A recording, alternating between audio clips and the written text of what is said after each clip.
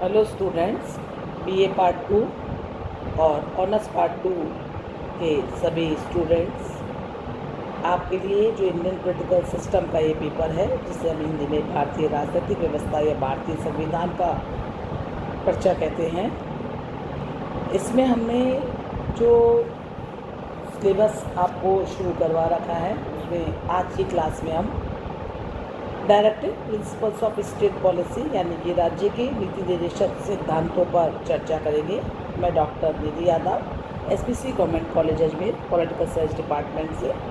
आज आपके सामने पुनः उपस्थित हूँ। बच्चों, जैसा कि हमने लास्ट क्लास में देखा था कि संविधान का भाग 3 जो मौलिक अधिकारों से संबंधित है, उस पर हमने विस्तृत चर्चा की थी और आपको उसके बारे में बताया था कि उस पर किस प्रकार के प्रश्न बनेंगे। आज के लेक्चर में हम निर्देशक सिद्धांतों के अर्थ और उद्देश्यों पर चर्चा करेंगे। संविधान के भाग चौथे में यानी कि चतुर्थ भाग में अनुच्छेद 36 से 51 तक, 36 से 51 तक निर्देशक सिद्धांतों का उल्लेख किया गया है। और ये जो निर्देशक सिद्धांत हैं, ये कार्यपालिका और व्यवस्थापिका को दिए गए ऐसे निर्देश हैं जिनके अनुसार उन्हें अपने अधिकारों का प्रयोग इस प्रकार करना है कि इन सिद्धांतों का पालन उचित रूप से हो सके। ये सिद्धांत ऊंचे ऊंचे आदर्शों की घोषणाएं भी हैं। साथ ही साथ ये सिद्धांत व्यवस्थापिका और कार्यपालिका के लिए पथ प्रदर्शन का घोषणा पत्र भी है। हमारे संविधान निर्माती सभा के समिति के जो अध्यक्ष है डॉक्टर राजेंद्र प्रसाद, उन्होंने एक बार कहा था कि राज्य के नीति निर्देशक सिद्धांतों का उद्देश्य जनता के कल्याण को प्रोत्साहित करने वाली एक ऐसी सामाजिक व्यवस्था का निर्माण करना है जिसके द्वारा नागरिकों का कल्याण को बल मिले। तो संविधान के अनुच्छेद 37 में स्पष्टता कहा भी गया है कि यद्यपि संविधान के भाग 4 में जो उपबंध बताए गए हैं, यद्यपि इनको किसी भी प्रकार से न्यायालय के द्वारा बाध्यता उनकी नहीं दी गई है या उनको एक लीगल राइट का रूप भी नहीं दिया गया, लेकिन फिर भी ये सिद्धांत देश के शासन में मूलभूत हैं और कानून निर्माण में इन सिद्धांतों का प्रयोग करना राज्यों का कर्तव्य होगा। तो मूल बात यह है कि ये राज्यों को दिए गए ऐसे निर्देश हैं जिसके द्वारा राज्य ज़्यादा से ज़्यादा जनता के कल्याण के लिए योजनाएं बनाएगा या इस प्रकार से अपने आप को या व्यवस्थापिका और कार्यपालिका इस प्रकार से कानूनों का निर्माण करेंगी, क्रियान्वयन करेंगी, जिससे ज़्यादा से ज़्यादा जनता को फ़ायदा पहुंच सके। अब हम ये देखते हैं कि इन निर्देशक सिद्धांतों को संविधान में जोड़ने का संविधान निर्माताओं का क्या उद्देश्य रहा होगा। तो मूलभूत रूप में हम ये कह सकते हैं कि भारत में एक संविधान निर्माती सभा का उद्देश्य क्या था कि एक लोक कल्याणकारी राज्य की स्थापना की जाए। और जब हम लोक कल्याणकारी राज्य की बात करते हैं तो लोक कल्याणकारी राज्य में एक ऐसे राज्य एक ऐसे समाज का निर्माण होता है जहाँ सामाजिक, आर्थिक, राजनीतिक, धार्मिक सभी प्रकार से एक टोटल डेमोक्रेसी, जब हम कहते हैं कि संपूर्ण लोकतंत्र जब हम बात करते हैं तो उसका निर्माण होता है। और निर्देशक सिद्धांतों का वास्तविक महत्व इसी बात में है कि ये नागरिकों के प्रति राज्य के दायित्व हैं। ध्यान दें बच्चों, ये जहाँ मौलिक अधिकार नागरिकों के अधिकार थे, वहीं पे ये राज्यों के दायित्व हैं। और संविधान की प्रस्तावना में हमने जिन आदर्शों की, जिन उद्देश्यों की, जिन गोल्स की इच्छा प्रकट की है, ये नीति निर्देशक सिद्धांत उन आदर्शों की ओर बढ़ने के लिए पथ प्रदर्शन का कार्य करेंगे। तो हम ये कह सकते हैं कि जिन आदर्शों की प्राप्ति भारतीय राज्य का लक्ष्य है, ये वे ही आदर्श है। तो कुल मिला के हम ये कह सकते हैं कि आधुनिक संवैधानिक प्रशासन जो हमारे लिए बाद में स्थापित किया गया है, इसकी प्रेरणा हमें आयरिश संविधान से मिली है और मूल रूप से नीति निर्देशक सिद्धांत हमने आयरलैंड के संविधान से ही भारत में अडॉप्ट की है या उनसे हमने इस बात की प्रेरणा ग्रहण की है।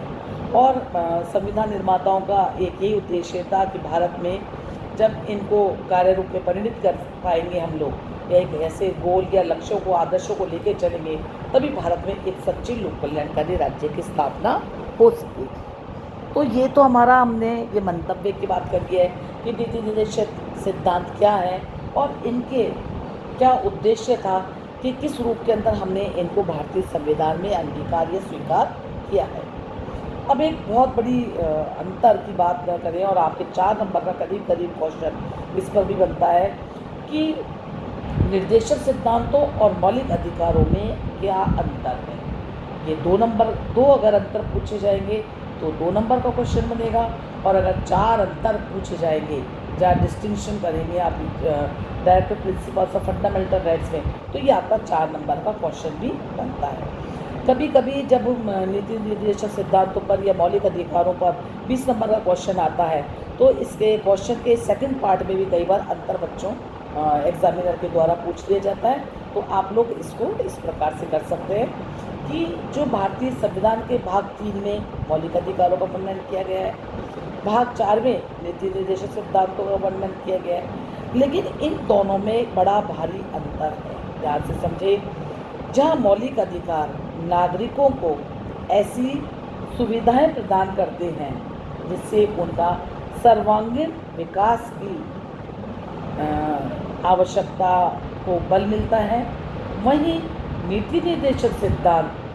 मनुष्य के इस सर्वांगीण विकास के लिए आवश्यक परिस्थितियों के निर्माण के लिए कुछ राज्यों को दी गई आज्ञाएं मात्र है। यानी कि अगर मैं आपको बहुत क्लियरली बहुत साधारण शब्दों में बताऊं कि जहां मौलिक अधिकार न्यायालयों के द्वारा लागू हो सकते हैं, यानी कि मौलिक अधिकार वाद योग्य हैं, वही राज्य के नीति निर्देशक सिद्धांत को न्यायालयों के द्वारा लागू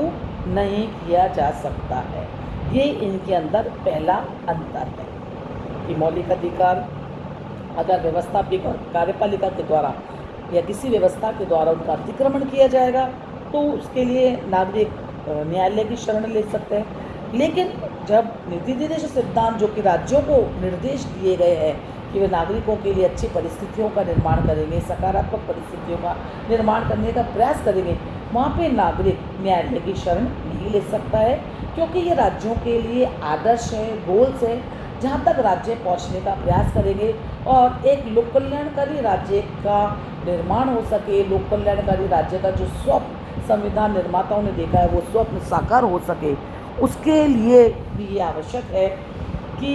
इन दोनों में ये प्रकार का एक मूल अंतर स्थापित किया गया है। दूसरी बात, मौलिक अधिकार नकारात्मक है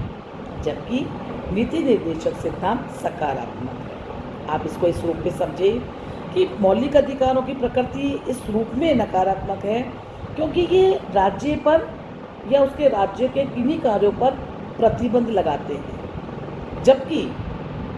नीति निर्देशक सिद्धांत राज्यों को कुछ कार्य करने के लिए, कुछ अच्छा करने के लिए, नागरिकों के वेलफेयर को कार्य को आगे बढ़ाने के लिए निर्देश होते हैं। तो इस रूप में आपने देखा इनके अंदर दूसरा अंतर है। तीसरी बात, जहाँ मौलिक अधिकार के द्वारा पॉलिटिकल डेमोक्रेसी की स्थापना की गई है, वही नीति निर्देशक सिद्धांतों के द्वारा आर्थिक लोकतंत्र की स्थापना होती है। अच्छे से समझे इस बात को कि जहाँ मौलिक अधिकारों के द्वारा नागरिकों के राजनीतिक अधिकारों की स्थापना होती है, वही नीति निर्देशक सिद्धांतों के द्वारा लोक कल्याणकारी अवधारणा के द्वारा या आर्थिक लोक कल्याण की जहाँ बात की जा रही है या जहाँ नागरिकों के इकोनॉमिक वेलफेयर के लिए के लिए राज्य इस प्रकार की व्यवस्थाएं करेगा तो इसके द्वारा आर्थिक लोकतंत्र को बढ़ावा मिलता है। चौथी बात, मौलिक अधिकारों का कानूनी महत्व है जबकि नीति निर्देशक सिद्धांत नैतिक आदेश है। मॉरल परसेप्शंस है, या मॉरल आदेश मात्र हैं। जैसे अगर हम आपको कहना है किसी विचारक के शब्दों, एक GN जोशी विचारक है, उन्होंने कहा है कि राज्य की नीति निर्देशित सिद्धांत जो है ये आदर्शवाद है। जो जब हमने स्वतंत्रता संघर्ष कर लिया तो हमारे संविधान निर्माताओं ने एक ऐसा स्वप्न देखा है कि वो भारत में इस प्रकार के एक ऐसे राज्य का निर्माण करेंगे, एक ऐसे जहाँ नागरिकों को तमाम प्रकार की सुविधाएं प्राप्त होंगी, उनको सामाजिक, आर्थिक, राजनीतिक, नैतिक, बौद्धिक, मनोवैज्ञानिक सभी तरह का एक ऐसा वातावरण मिलेगा जहाँ व्यक्ति अपने सर्वांगीण विकास को संभव बना सकेगा। तो ये जो स्वप्न हमारे संविधान निर्माताओं ने देखा था, उसकी साकार करने का जो एक प्रयास है वो नीति निर्देशन के माध्यम से किया गया है। एक और बड़ा अंतर है कि मौलिक अधिकारों को विशेष आपातकालीन परिस्थितियों में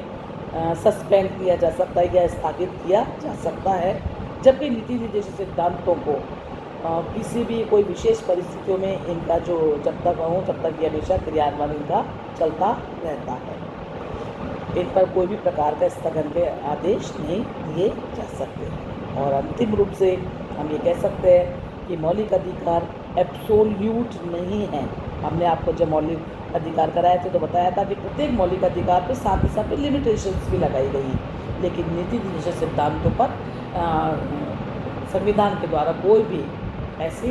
प्रतिबंध नहीं लगाए गए हैं। तो हम ये कह सकते हैं कि मौलिक अधिकार और नीति निर्देशित सिद्धांतों की स्थितियों में दोनों के अंदर बहुत अंतर है। और अगर जहाँ भी कभी ऐसा हुआ है, नेहरू ने भी इसको क्लियरली कहा था कि अगर कभी ऐसा कहीं होता है कि जब मौलिक अधिकार और निर्देशित सिद्धांतों में कोई परस्पर विरोध होता है तो वहाँ नीति निर्देशित सिद्धांतों को वरीयता दी जानी चाहिए। तो आज की क्लास में बच्चों हमने आपको ये बताया कि राज्य की नीति निर्देशित तंत्र क्या है, संविधान के भाग 4 में इनका उल्लेख किया गया है, या और भारतीय संविधान निर्माता इसको क्यों भारतीय इसमें शामिल करना चाहते थे, और आयरलैंड यानी कि आयरिश संविधान से हमने इन प्रावधानों को स्वीकार किया है। साथ ही साथ हमने इसके सेकंड पार्ट में ये भी देखा कि मौलिक अधिकारों और नीति निर्देशित सिद्धांतों में क्या अंतर है। आगे की क्लास में हम इसी टॉपिक को आगे बढ़ाएंगे। तब तक आप इन टॉपिक का अच्छे से रिवीजन कीजिए। कल आपकी क्लास में आपके इसके साथ में आपको PDF भी उपलब्ध करा दी जाएगी। धन्यवाद बच्चों।